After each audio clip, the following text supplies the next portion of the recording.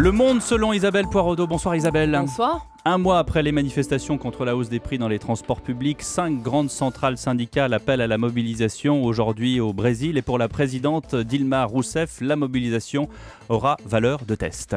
Et oui Pierre, il y a un mois, les Brésiliens, vous en souvenez sans doute, réclamaient des écoles, pas des stades. Et c'est à nouveau pour leur service public qu'ils se mobilisent aujourd'hui, pour l'école, pour la santé, pour les transports.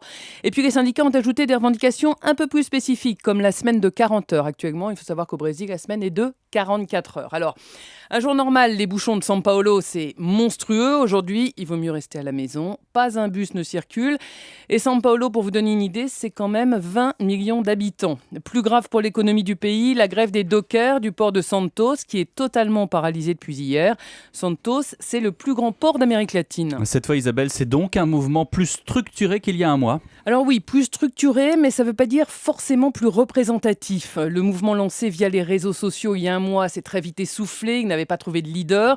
Et les syndicats aujourd'hui essaient de le récupérer, mais ils ne représentent ces syndicats que 15% des travailleurs brésiliens et ils sont divisés sur le soutien à apporter ou non à la présidente.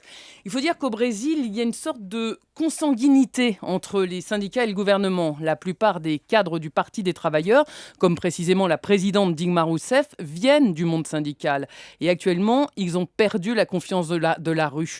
En un mois, la cote de popularité de la présidente a chuté de 30 points. Ça veut dire qu'elle risque gros ? En fait, les Brésiliens ont du mal à croire en sa promesse de grand référendum pour une réforme fiscale et politique. Pour eux, il est déjà trop tard, et notamment pour les classes moyennes qui n'ont pas profité de la croissance sous Lula et qui réclament aujourd'hui leur part du gâteau à un moment où la croissance marque le pas. Alors la colère s'est focalisée sur le coût faramineux de l'organisation de la Coupe du Monde de foot l'an prochain, sur les affaires de corruption qui entourent les chantiers de cette Coupe du Monde, mais au-delà de l'événement, se profile en fait la présidentielle prévue, elle, pour novembre 2014. Et c'est peut-être précisément ça qui se joue aujourd'hui dans la rue, l'après Dilma Rousseff. Merci Isabelle Poiraudot. Vous restez...